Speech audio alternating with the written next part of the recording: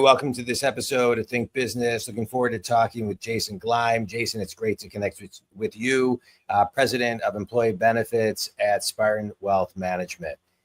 Jason, I've been looking forward to this talk. I appreciate you coming on because I think as I'm coaching businesses, small, medium, large, fortune, doesn't matter the size, it always feels to me like this is a very confusing part of people's businesses. I'm as someone who has been in business and now I'm a business coach. One of the things I always like to look at is controllables, things that I can control within my business, my expense line. Benefits has never been one of those, and I love talking to people in this space because this is a place where I think mentorship and guidance is so critical. It is so critical. And so let's start there. Okay. So how do you help people make sense of it, take away the confusion, control what they can control, at least through the process? Yeah, John, I mean, you said a lot like, it's one of those expenses that people just always are, hey, it is what it is. We're going to take whatever the carriers give us. We're going to just accept what is presented.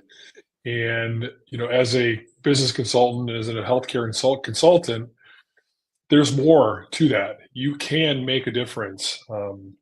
There are alternate ways. They're not just the named carriers that everybody knows, Blue Cross, United Healthcare, Aetna, things like that. There are some independent ways for you to actually be able to look into your business and look into your claims and in your premiums and seeing where they're going. And there's a challenge, I think, for most small to mid-sized businesses that they think it's uncontrollable. Yeah. Every other part of their business, they look at any sort of increases over a period of time and they're going to find a way to make a change. Right. And healthcare benefits is one. They feel that there isn't a way to do it. And I'm telling you that there is. All right, good. So I want to talk about some of the alternative ways, but I want to first address, I think, a pain point that would maybe prevent people from looking at the alternative ways that you're talking about. There's a line in business that people will say, nobody ever got fired for hiring or for picking ... Right. Correct. And then you take millions, if not billions of dollars of marketing that have kind of drilled this mindset and belief system that only A and B are true.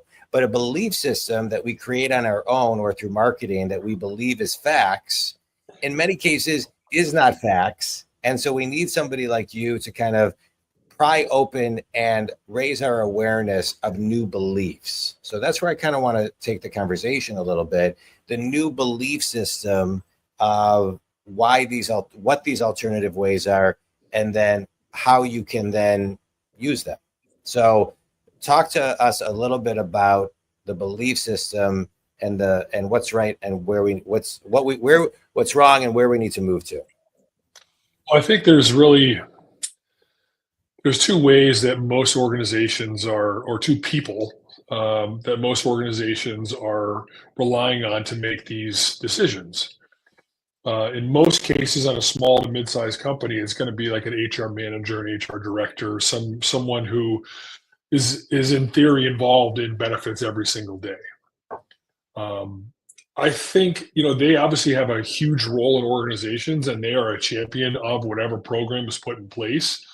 But to me, it's the business owner or the financial executive because they're looking at the numbers, right? They need to make decisions about the business that can affect not only the employees, but the overall business. And I think a lot of the mistakes that small to mid-sized businesses make is they put those decisions onto an HR person who doesn't have the financial experience to go through it and make hard decisions that affect the business. They're rightfully so want to make changes or don't want to make any changes that will affect the employee experience or their healthcare. So, the way that we kind of talk to organizations and business owners, we want to have input of the HR person because obviously they're the ones that are going to be like implementing it.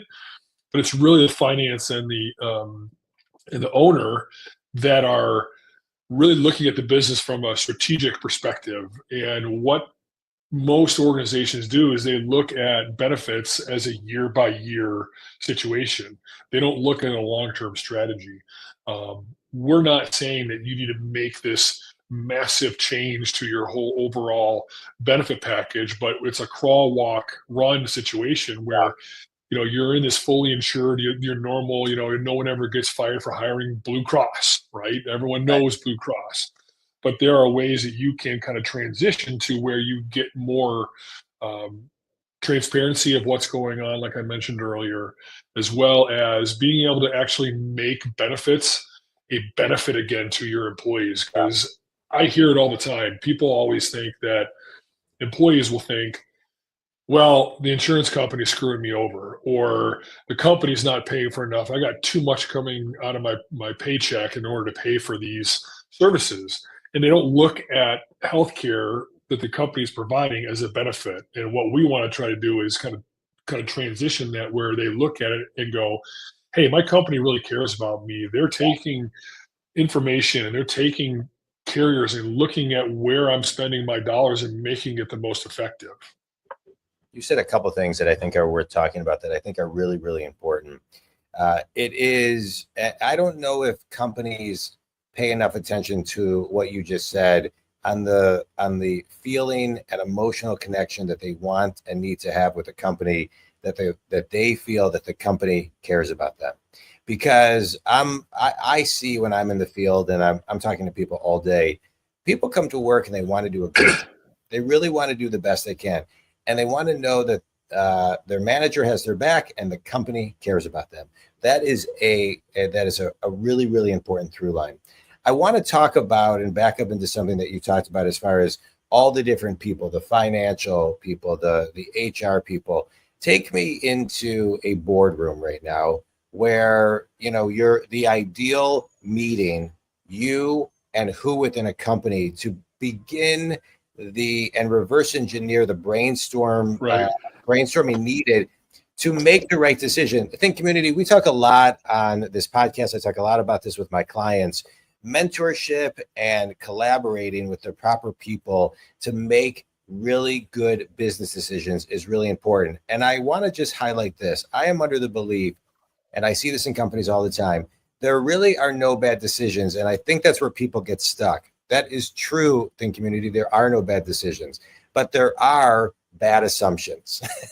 And one bad assumption can destroy a company. It can really destroy a company. And so I don't want to over dramatize what we're talking about now, but we need the proper people around a board table to make and outline what we believe the right assumptions are, because 1 degree off can make a really big difference.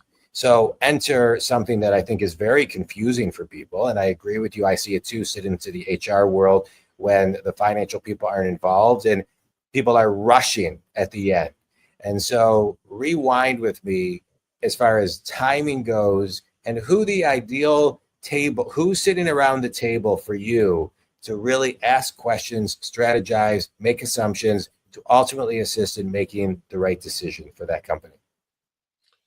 Well, there's multiple, obviously, in all these sort of situations, there's multiple meetings they're involved. And I think really, excuse me, the initial meeting it would be with a business owner or the finance person and really tell me how the business has been over the last few years, where you want it to go, what sort of strat. I mean, again, I'm talking all around the healthcare side, but what strategies have you done in the past and how have they turned out?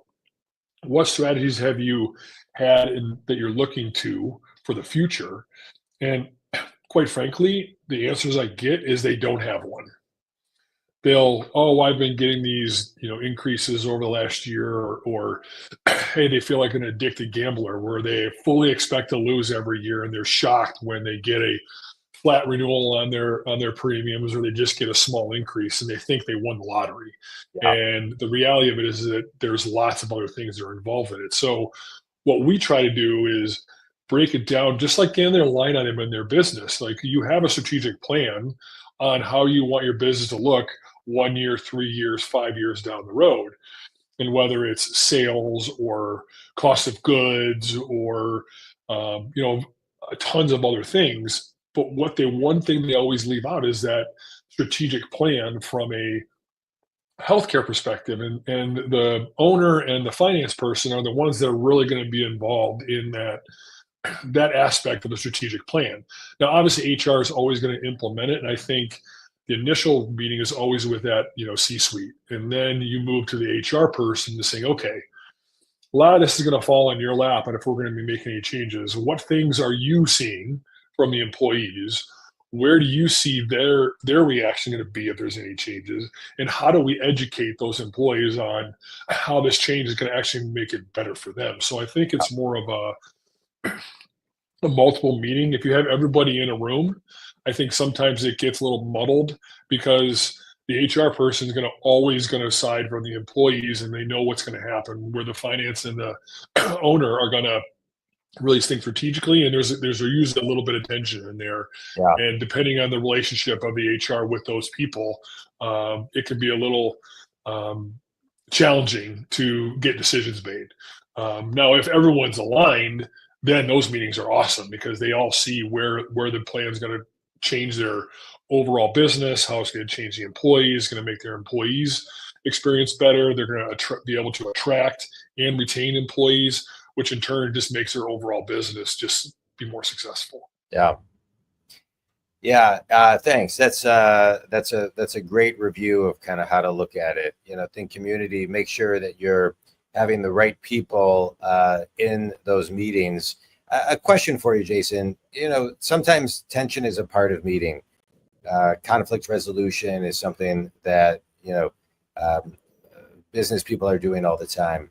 One of the things I say when I'm in a meeting where I know there's going to be some tension is, I'll tee it up and I'll say, hey, we're probably going to get to some areas of this meeting that may be a little tense, but I promise we'll kind of clean it up by the end. So everybody walks out, smiling and happy and this, that, and the other.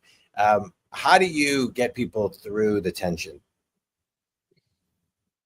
It's a great question. I think our industry and the people that do what I do, there's been this historical challenge in that they look at it and just kind of shop like the traditional, what people think of as like a broker. They go out and broker the insurance, right? And they go find alternate plans or within the system that they're used to, and they say, hey, here's what it is. Here's what's available to you. But I think our job as more of a consultant versus being a broker is to challenge them, kill them with their own numbers. Hey, if this continues to go down the same path, how is it going to be? And to your point, John, is I think sometimes we as consultants, we need to actually create that tension and paint the picture of, hey, if you continue to go down this path, how is it going to affect you? Yeah. And I don't think a lot of consultants do that, at least on my side of the business. They just look at, hey, give me your stuff. Let me see how I can save you money. And let's look at this year after year. Whereas I feel you need to be more, our job is to present options, push you a little bit. Now, you might not take all of our suggestions, but at least it's out there. At least we're talking about it. And it might not happen year one, but maybe year two, year three. And we're constantly pushing them with the information that they provided us earlier. They said they want to grow their business by X, or they want to reduce their costs by Y. And then we come back to them and say, hey, this is what you said. Here's how we can get you there. And let's put together a plan to get you there. But the tension part is definitely, it's a challenging thing, especially when you got multiple personalities in there and multiple roles and responsibilities and how it's going to affect them.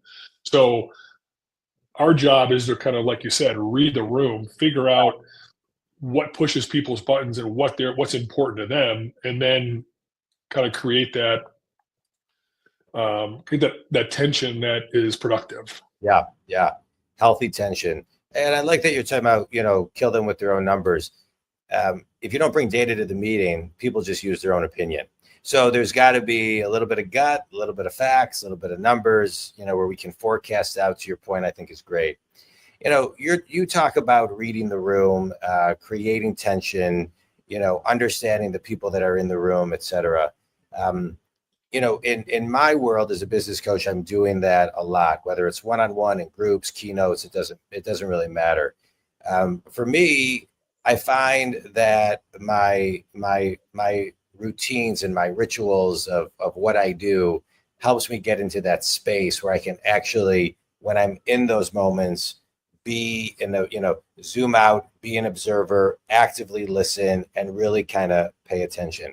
What do you do to kind of get your mindset and get your kind of DNA and nervous system ready to not only go on meetings like this, but really just attack the day? I mean, it's a struggle, I think, like you said, for everybody. Everyone's always interested in what they have to say, and they want to talk about. They hear a few things, and they go, "Oh, I got an idea. I can solve this. I can do this. I can help them." And just over time, I think it's being a little bit older, being in the business for a long time, you learn to pause, let people talk until they're done, and even wait another 5 seconds or so just to let them there, and then kind of ask the very last thing that they say. You sort of, what I've kind of learned is you kind of repeat the last like Yeah. 3 or 4 words to them, and Yeah, then let them expand more, and correct. and you get so much more depth in what they're actually talking about. Yeah, And you don't necessarily repeat the exact same words, but you kind of rephrase it to them, and then they expand more and they get deeper, and then you really really find out what's actually going on. yeah, That's a struggle. I mean, we're all kind of in sales. You're in sales, I'm in sales. yeah, We all want to solve people's problems. We want a product dump, or we want to show that we can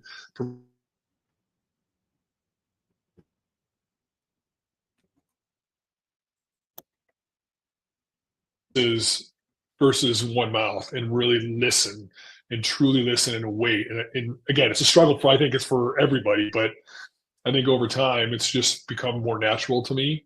yeah. Um, Yeah, I think the power in the pause is so important. I'm a big fan of the person that asks the questions is controlling the conversation. no And question. yeah, absolutely. All right, take me back now to a time before you were, let's say, 10 years old. Who was a mentor? We spoke earlier about mentors. Who was a mentor to you that helped you kind of, you know, get the, you know, get the tools and the discipline and everything you have now to build your business? Wow, you have lots of them, right? And especially when you're 10 years old, and you think back to like who were the ones that had the most Yeah, influence on you. And I can say my father obviously, worked, from the age of 19 till he passed away, and just was always engaged with people, always making sure that we were doing the right things, as children. Whether or not he was coaching us in sports, or encouraging us with the grades, and making sure we're hanging out with the right people, so we don't yeah, go down the wrong path. And the other one is, and it's been super important for me and for my children, and is coaches, whether it's a sports coach or a teacher or things like that. I've had a ton of them, and I think where you really get it is, at least for me, I was a football player, and my football coach really talked about discipline and showing up. You might not feel like you're in your best, but you're showing up and you're getting there. And that has been those are the type of people that have kind of molded me. yeah, I have a group right now that I've found that is doing the exact same thing as an adult, and it's been life changing for me. And I think that's super important, is like surrounding yourself with people that push you, that call you out, yeah, that make you accountable. To me, that's what's lacking, I think, today in the corporate world, and just out there in general, is making people accountable for what they say, what they do. yeah. I love that. I love that.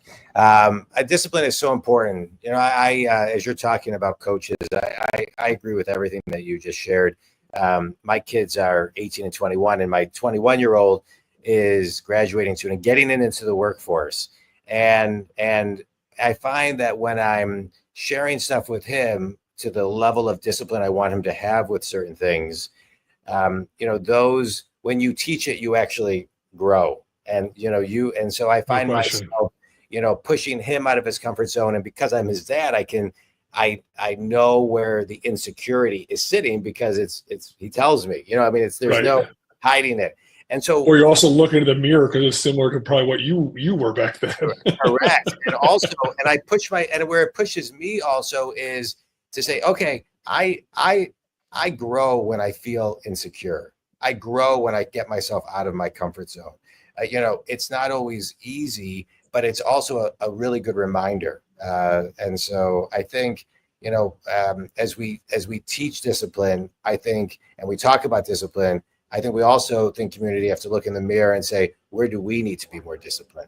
Because it's like, where are the minutes that we can do it, or what's the one thing that's been holding you back? We talk a lot about on this podcast, Jason,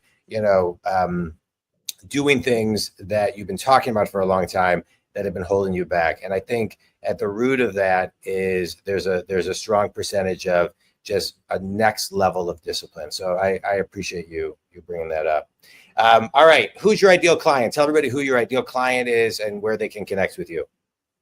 So my ideal client is a small to mid-sized business between 50 and 500 employees who are tired of getting their standard renewal from their carrier. They feel like they're stuck, and they need to be a little more entrepreneurial. They want to be able to make changes. It can be anywhere in the Midwest. It's really about they're ready to make a change. They're really, really make a change, and they're sick and tired of what they've been going through. And we're here to help. Yeah, it's great. Sick and tired of being sick and tired. And now Think Community, right. Here's one more solution for you. What's your email, website, phone number? Sure. You can find me at jason.glime, Glime, at spartanwealth.com. You can also go on to our website, spartanwealth.com. And I take phone calls. I know from talking to you over a period of time, you answer your cell phone, you answer anytime that you're not sleeping. I've heard that from you tons of times. So my phone number is 248-930-5654. I'll take a call. I love it. All right, quick speed round. Ready? Uh-oh. A book, a TED Talk, or an article that's had a big impact on you? So actually I just listened to a guy named Ryan Holiday. He had 100 nuggets or quotes to have a fulfilling life. I literally just listened to that yesterday. Yeah. Amazing. It's, stoic and, Marcus Aurelius. I'm sure you're aware of it, but that one's awesome. I have his book on my desk. I have his book on my desk, and I just downloaded The Obstacle Is the Way. And on masterclass.com, they just released a Ryan Holiday masterclass, which I'm going to take. Best piece of wisdom you've ever received?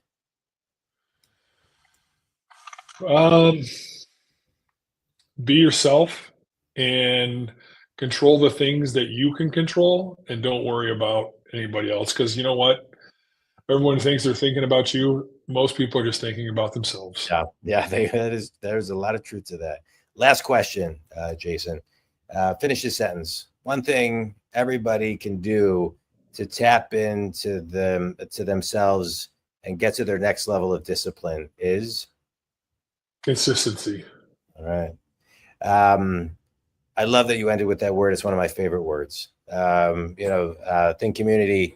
I'm a business coach. I work with solopreneurs to Fortune companies, all the roles within a company. I work with people who are stuck. I get them unstuck. And one of the things I talk about, which is thinking big. Thinking big really is reverse engineering to the small and doing the small consistently every single day. That's what gets you to the big. You shared a lot of great things, Jason. That's why I love this podcast. So guests can come talk about their businesses, the impact they're making, and how they can get people unstuck. You're able to get people unstuck by giving them alternatives that I would venture to guess they don't know are out there, because everybody's so busy doing their own thing And I know I can say that pretty confidently when I do time management seminars. I ask people how many people feel like they don't have 5 minutes in a day, and the majority of everybody in the room, no matter how many people are there, they raise their hand. And so I would imagine that people don't have the knowledge that there is another solution.